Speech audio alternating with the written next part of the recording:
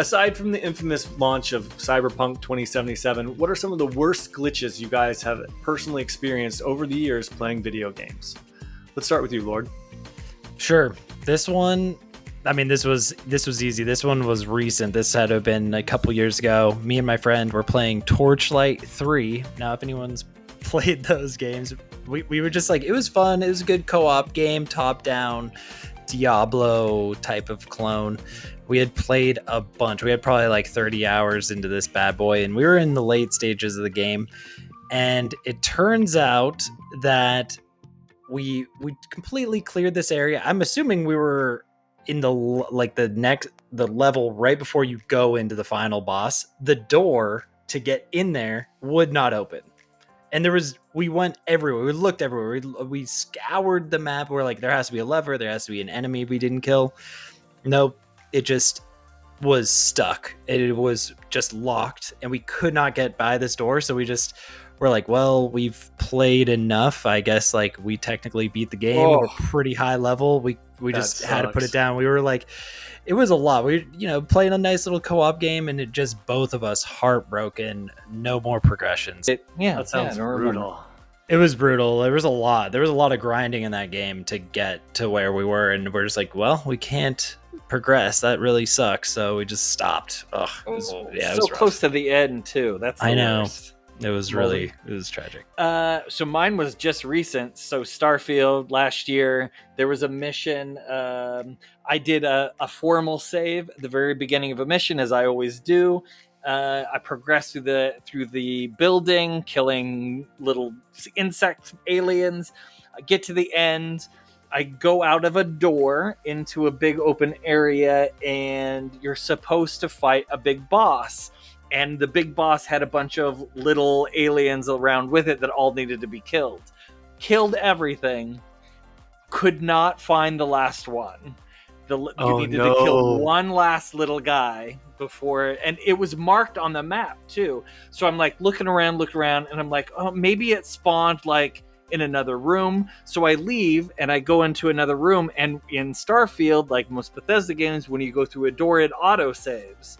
So I went and it auto saved when I went to the next room, and I'm like, well, that didn't work. So I went back into the main area again, which made a second auto save.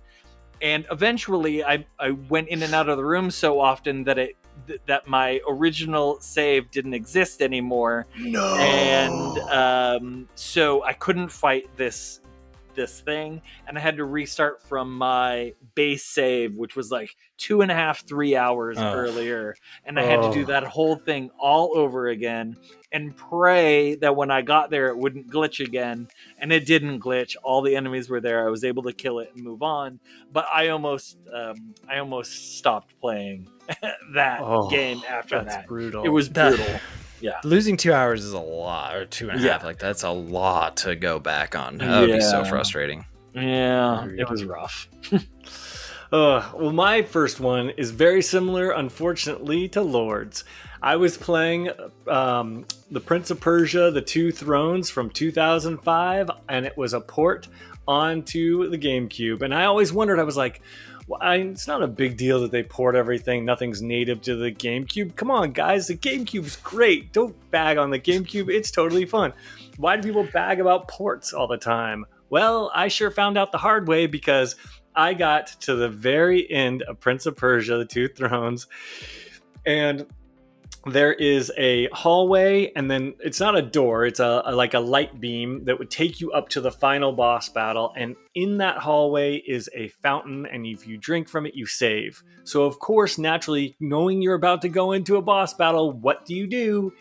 You drink from this fountain, only unbeknownst to me, and known, I guess, to Ubisoft, who back in that day, they didn't even patch games.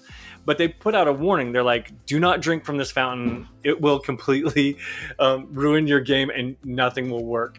Well, I didn't know. It's a freaking fountain. So I went, of course, drank from the fountain, and then I go into the light so that I can be beamed up, and nothing happens. And I'm walking around. I'm walking back, in and out, going back.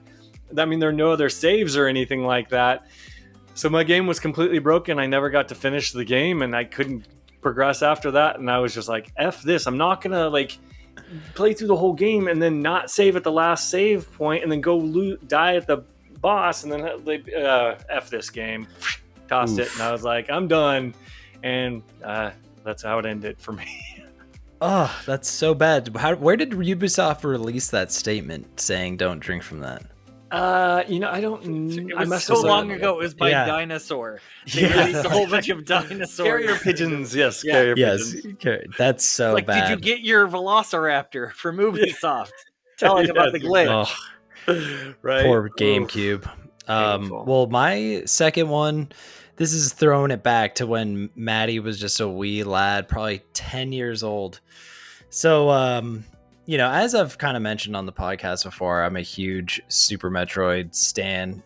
So back in the day when I used to play it all the time on this SNES, it was a big deal. And I had just gotten the final energy tank in the game. Yeah. So I had every energy tank. It was awesome. When you see all those little pink things on this, you're just like, yes, let's go. And I had been in a fight with one of my brother's friends that day. And I used to fight with my brother's friends all the time. I don't know what that deal was, but he was in my face. I remember I was playing on this giant CRT TV and he, I hear those fireworks. Yeah, I just had some too. Right? And, that's my neighborhood. Yeah, you're like classic, these neighbors. And so we were fighting. I'm like, oh my gosh. I'm like, this dude is really pissing me off. And the guy out of nowhere tried to jump over I was literally playing and he tried to he was joking. He jumped over the wire that I was holding and he stomped on the wire. The SNES flew off the shelf and landed on top. And I was like, dude. And the game reset, the whole thing reset, and I was like, what just happened? Go in, my save file with all the energy tanks was erased. That file was no more, and I remember crying my eyes out. I was so mad. I wanted to go hammer mode on my brother's friend. I was like, it was so being the younger brother, I was just getting picked on left and right. This is the final straw. I lost my Super Metroid beloved save file that took me so long to get. No strategy guide or anything. It was it was horrible. Painful. It was painful. My dog peed on my copy of Zelda 2, but luckily I had finished it already, but that also shorted out my save, and so I lost my save when my dog peed on it. That's so bad. But yours is worse. Yours is far worse. No. I'm trying to relate to you. I'm commiserating. No, that I mean, I didn't realize that could even happen. That was my first big thing. I'm like, whoa, you need to not mess with these things. Otherwise they are going they'll just disappear on you. So that was That was horrible. That made me feel horrible. That sucks. Maulding? Yeah. Apologies for the dog barking in the background. So Ark is a survival game that I love. We just recently talked about it just now. And in Ark, when you die, you lose all of your equipment and everything falls into a backpack. And then you respawn, and to get that stuff back, you have to go back and find your death, where you died, and pick up your stuff again. Well, sometimes your backpack will clip through the environment and fall down and disappear. And when you have a bunch of stuff that's taken hours and hours and hours to create, and you're carrying it around with you, and then all of a sudden it's gone through no fault of your own, through the game's just glitch where it goes through the environment, it's infuriating. Thankfully, Ark has some cheat codes that you can employ that allow you to float through the environment. And I was able to employ the cheat code, float through, travel all the way down into the bottom of the world where it's all water, go into the water and find my stuff again. But you shouldn't have to cheat in a game to do something that you need to do. So, and the game won't flag you for doing the quick cheat to get your stuff. No.